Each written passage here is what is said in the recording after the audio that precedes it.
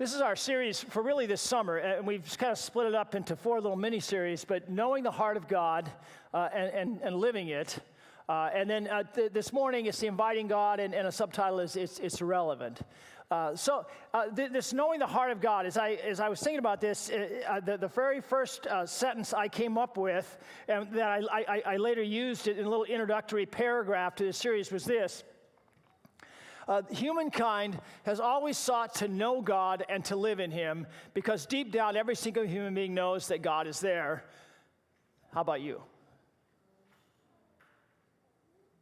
We know that, don't we? It's really part of the human condition. In fact, if you look at the history of humankind, there has not been one society that has not sought out God. Even our society, at one point it said that someone wrote a thing called the death of God in our society, right? Because they thought God was going to guide because everyone was fleeing from the church and so forth. But now they say, no, those Americans, they're still so spiritual. They're looking for God still, see? And from our perspective, they're looking all the wrong places, right? But they're still looking for God. Every single human being has this within them. They want to know God. They want to know His heart. And they want to know what it means to live in Him. In fact, I said this last week, but I think this is an astounding statement. If you look at the entire history of humankind and the billions of people that have lived and are living now, and you take that segment that has said there is no God, they are statistically insignificant. If I was a demographer, is that a word? The demographic things. If I was one of those guys, I would just throw them out because they're that statistically insignificant. All of humankind has always and in every way searched for the heart of God. How about you? It's amazing to me that as you take a step back and you look at the human condition, how much what you see is reflected in the Bible. In the Bible, in Ecclesiastes, God writes this. He says, God has set eternity in the hearts of humankind. Oh, that just sounds just like about what I said, right? Isn't that amazing? You see, God has made us to be whole and complete only in connection with Him. It's like a lock and a key. And without that connection, we just have this emptiness inside of us and we're searching for it. But this goes on, it says, yet they cannot fathom what God has done from beginning to end. They're, as a famous Christian about 300 AD wrote, his name is Augustine, they're always searching and never finding. Boy, isn't that a snapshot of humankind? We all know there's something beyond this flesh and blood reality. We all know there's an eternity. And apart from the revelation of God, we're always searching and never finding. And the gift that we have in Jesus is that He reveals God's heart to us and what it means for us. So it says in John, it says, and if you remember how this chapter starts, it says, in the beginning was the Word, and the Word was with God, and the Word was God. Nothing was made that was made if it wasn't through this Word of God. And this Word, who is God, took on human flesh. It's talking about Jesus, right? This Word took on human flesh. And then it says this, it says, no one has ever seen God, but God, the one and only, this Word, who is at the Father's side. Read the last 4 words with me. Has made Him known. If you want to know the heart of God, you got to look at Jesus. You see?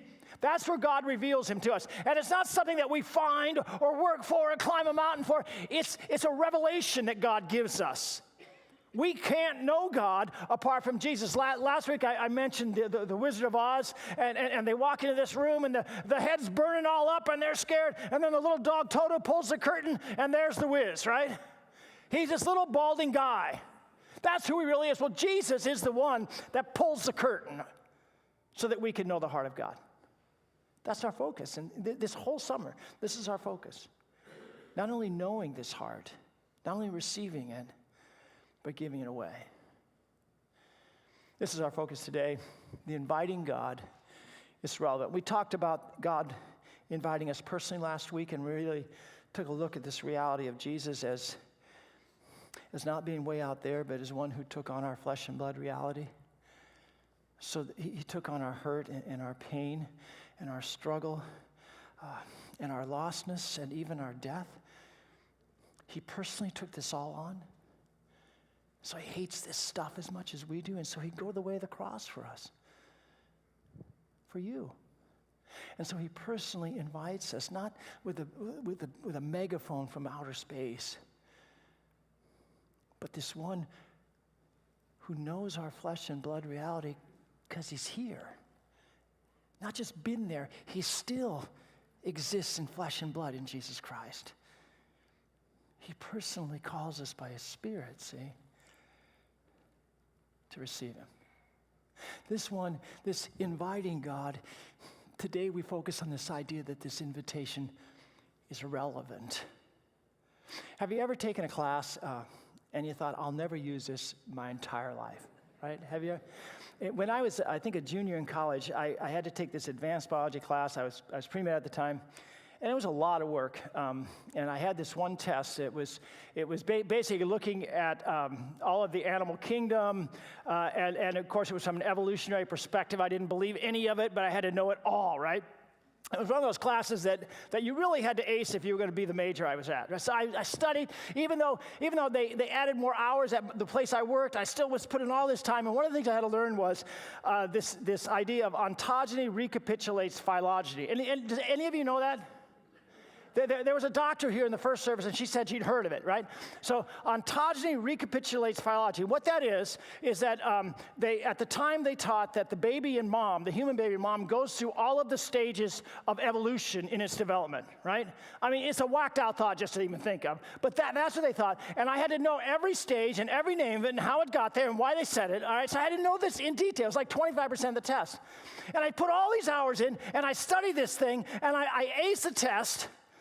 And the prof says that we had those blue books that you wrote in. I don't know if they still have those anymore. I don't know if they have them anymore. But anyway, and at the end of it, right, you hand the book, and all of a sudden he stops, and he says to the whole class, oh, by the way, that ontogeny recapitulates philogeny thing, they don't think any of that's true anymore. I'll never forget it. I know it doesn't mean much to you guys, but I put hours in on that sucker. Yeah. And it was for absolutely nothing. It had absolutely no relevance. I wouldn't even get credit for knowing it because it wasn't a thing anymore, right? Have something like that ever happen in your life? The lie is that the invitation of God is not relevant somewhere in your life. I talked about the idea of compartmentalizing. We do that sometimes. We think maybe over here, God's invitation to have life with Jesus and live in him, it's not relevant here. Or it's not relevant over here. Or yeah, I like the idea of Jesus, but back here, I want to do what I want to do here, so it's not relevant here. We tend to do that in our lives. And even the society we live in, I really think the message is, you Christians, it's great you believe in God. Come to worship on the weekend. Have your little time with Jesus, but don't bring it out into the world. Don't think that it has any relevance out here, where you live with us people, or where you live in society, or where your children go to school, or where you work. Isn't that the message we kind of get? It's okay. You can believe in Jesus, but just keep it over there. Don't think that it has relevance in life. It's the big lie. God in his word over and over again just pounds this point home, that this invitation that we have for life in Jesus is overwhelmingly relevant in every single way and in every single place and moment of our life. Jesus made statements like these in the Gospels. Go ahead. He says, I have come that they might have life and have it to the full. Do you struggle with that emptiness thing? Do you struggle thinking that, man, life should be more than this? I mean, we have this whole nation that's built on the reality that we're always seem to be searching to be filled up, right? The pursuit of happiness. You know, how's that working for us? I'm just curious. We all got that happiness thing down? Are we still pursuing it? You see, we all know that life has to be more.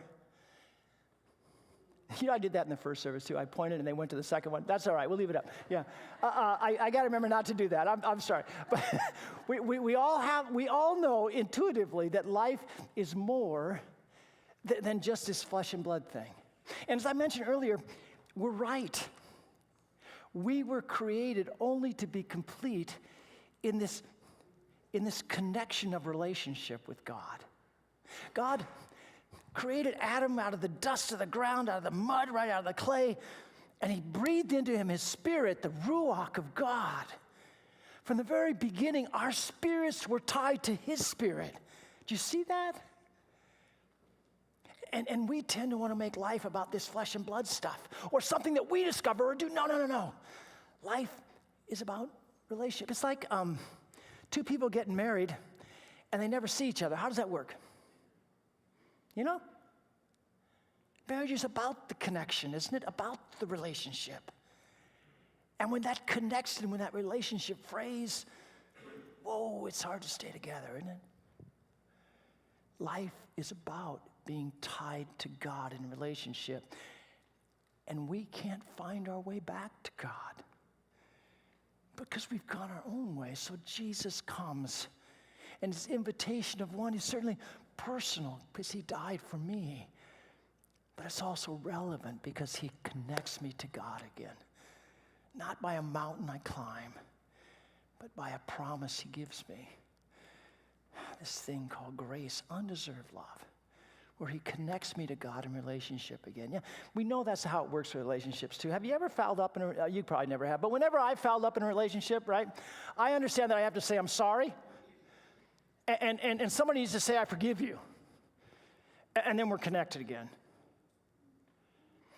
In Jesus Christ, God has forgiven us before we ever say, I'm sorry.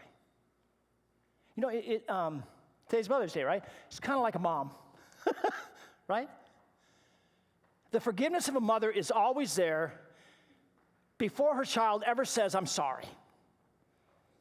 Isn't that right? And I know sometimes we don't measure up to that. We'll pray about that in a little while, right? But God always measures up to that. Come to me and have life to the full. What you were created for, connected with me. Is that relevant to you? In that hole of emptiness in your heart? Jesus also said, come to me, all you who are weary. Now, just, you get tired sometimes? I mean, you get absolutely worn out. Yeah, I think this is relevant here, right? Come to me, all you who are weary and heavy laden, and you can rest here. You get worn out, not just physically, but emotionally. Well, I used to come home to Janie after like 3 hours of counseling with people, and I used to come home, and it would be so funny because she'd been playing with 3 small children all day, and all she wanted to do was talk to an adult. The last thing in the world I wanted to do was spend emotional energy and talk to an adult, right? Yeah, we had to get that stuff figured out, to be honest. But you get absolutely worn out emotionally and psychologically and spiritually sometimes. And this invitation of God, this relevant invitation, is that you can rest in me. I don't demand anything of you. You can just rest here. It's like walking through the front door and taking that big breath. It's like Bilbo when he walks through the front door and he says, I'm home. You're home in God. Is that relevant for you?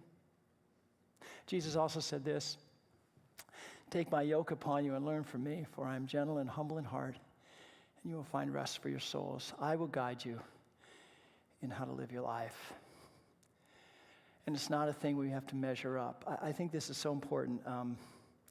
We always want to set a bar and measure up to it in order to do things, to accomplish things. And I'll tell you what, I'm really bad at this. And then I never measure up, and I have this thing called guilt. Do you guys do that sometimes? Maybe it's just me. I don't know. And Jesus says, no, I got a way for you to live. And yeah, you're going to love people in my name. But it's never a bar you measure up to. It's simply a gift of grace that you walk in. It's like those relationships that we have when we know we're accepted and received and loved before we ever do anything. Oh, that might be a mom again, huh? But just saying. You see, God guides us to live in his love, but it's never a mountain we climb. It's always a gift that he gives us. Is that relevant for you? Where in your life are you trying to measure up to a bar you've put there? How's that worked for you? Jesus has got a better way. Is that relevant? The Old Testament says, come all you who are thirsty, come to the waters. I'm reading a book now. It's called Counterfeit Gods. It's by a guy named Timothy Keller. He's kind of a famous pastor. He's done a lot of writing. He's in New York City. He's done some awesome, great stuff. But in this book, he uses illustrations with people that he's lived with through his pastors and their lives to illustrate his points. And I can relate so much. There's a counterfeit God is anything you put as number one in your life, and it always leads you into a desert place. And I just read the last reading I had with it. I haven't picked it up a couple days. I had a conference, but was about this young woman that he knew that was a beautiful girl. But somewhere she got the idea that in order to be whole and complete, she needed to have a man on her arm. And maybe it was communication that he postulated that because she was so beautiful, maybe it was part of that. It had been a curse that, okay, well, you should have a guy on your arm, right? And so she had made that the God in her life, the counterfeit God. And she had gone through one man after another who mistreated her. And it struck home with me because I had a young woman in Denver that I said the same thing that he said to this woman. He said, you don't need a guy to complete you. You just need Jesus. You see what counterfeit gods do to us? And with that respect to sexual morality, anywhere that we make a false god out of going away that God hasn't given us there, it leads us here into a desert place. Or maybe it's success, however you want to define that, right? And you got to have that. It's a counterfeit God. Or in our time, money, possessions. Got to have that house. It's a counterfeit God. And it always leaves us in desert places. And if by chance we actually achieve it, we're kind of like Tom Brady at the Super Bowl he won. Not the last time. I think it was the first or second one he won. And they said, well, how does it feel, Tom? You climbed the mountain. He says, well, it's kind of let down, to be honest. You see, even when we get what we think we want, when we get the God that we think will complete us, it doesn't. It leaves us empty. This is the desert places. This is where we're thirsty. And we can't find our way out of that. So God comes to us. And this is what he says. And you who have no money, come buy and eat. You don't have to climb a mountain. You don't have to pull your way out. It's a little thing called grace. Put the next one up for me. And your soul will delight in the richest of fare. It's a gift. You don't have to pay anything. You don't have to work for it. It's a gift that God gives us in Jesus.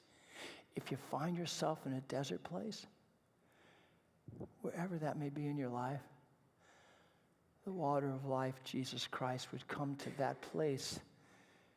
He would be your Savior and God there, that you might find life the way it was meant to be. Is that relevant to you?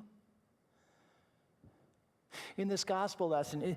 Now, remember in Mark, one of the characteristics of Mark is that it moves fast. It's immediately. It goes from one thing to another, bang, bang, bang, bang. I think there's a reason for that. It ties stuff together. And I think in this reading from Mark, what it's tying together is how relevant Jesus is to our existence. It starts out with him teaching in the synagogue, and it says he taught as one who had authority.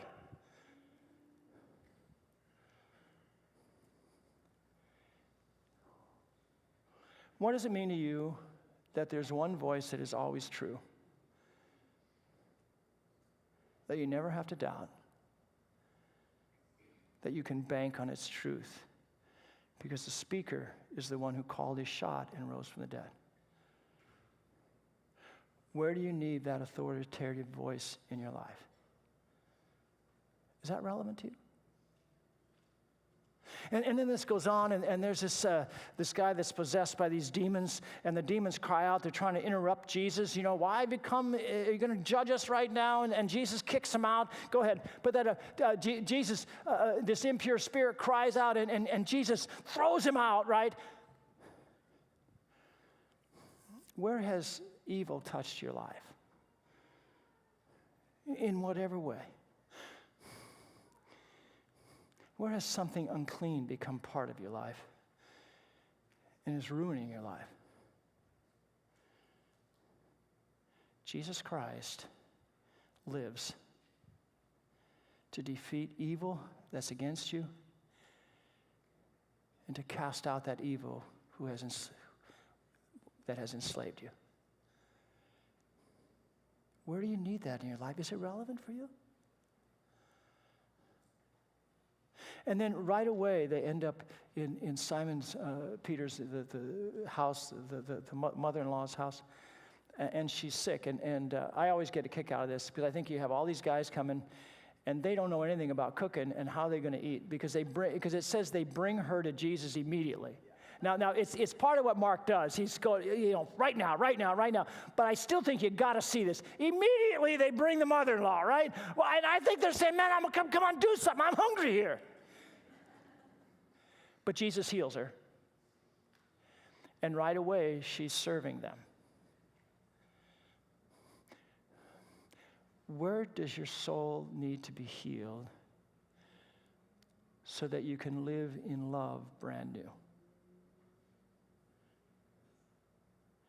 Is that relevant to you?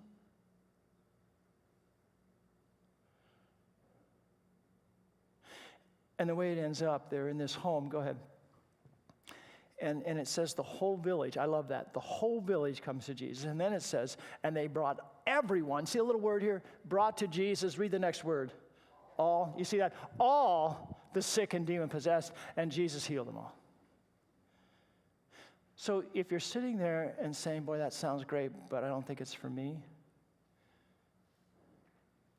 it's not right. You're part of the all. Is for you.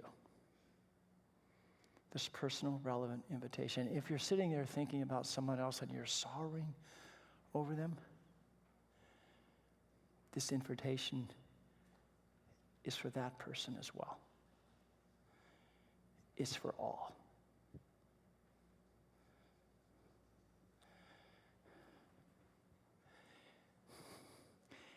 And like a funnel, this relevance of this call of Jesus, it starts way out here. It talks about life to the full.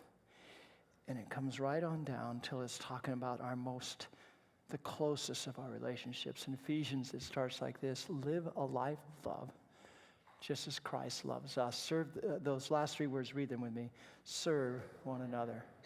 And then it says, hypotasso one another. Be a servant to one another out of reverence for Christ. And then it kind of splits that up. It says, husbands, love your wives. And what's missing here, and I couldn't put it all on the screen, but it says, husbands, love your wives as Christ loved the church. So this empowerment comes from this invitation.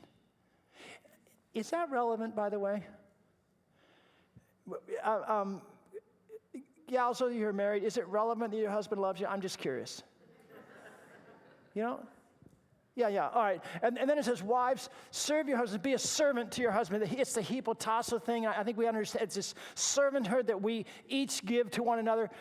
Wives, serve your husbands in the Lord through this relationship with Jesus Christ. Guys, I don't know, but are you like Simon Peter? He ain't going to eat until, anyway, yeah, we'll go on here.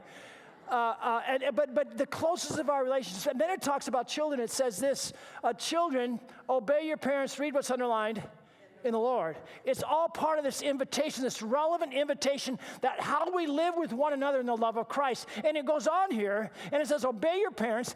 And when you do this, you're going to have a happier, fuller life. Is that relevant for our children? If you have a Christian mom and a Christian dad who raise you close to Jesus, and who love you and do the very best for you, you think you're going to have a happier life if you listen to them? This is not a big hammer over our heads. This is a relevant invitation in how to live. As we live connected with Jesus, these things mean nothing apart from this connection, this lock and key connection of relationship with Jesus. And fathers, and we can say mothers here too, fathers and mothers, I just kind of shorten that up, give Jesus to your children. Is that relevant? Because if you don't, chances are they will never know him.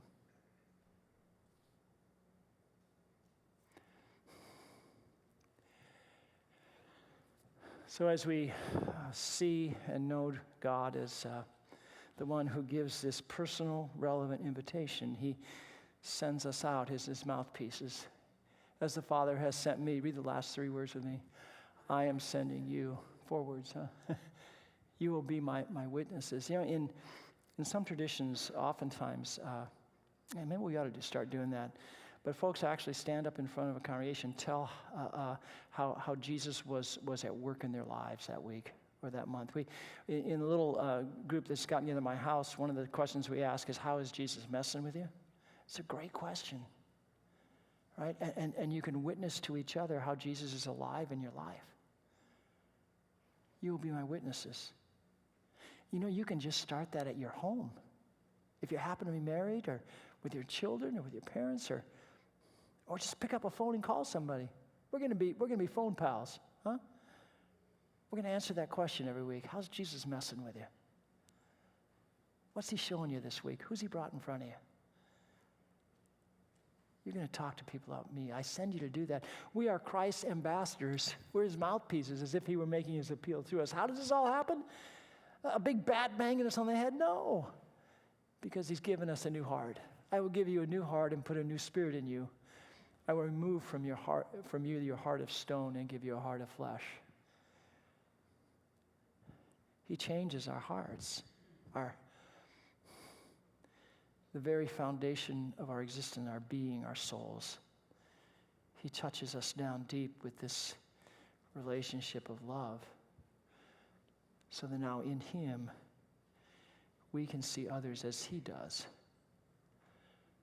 And we can give his invitation personally and relevantly to those who are around us. Throughout this little mini-series, we're giving away these cards just because we think they are relevant to you. Personal and relevant.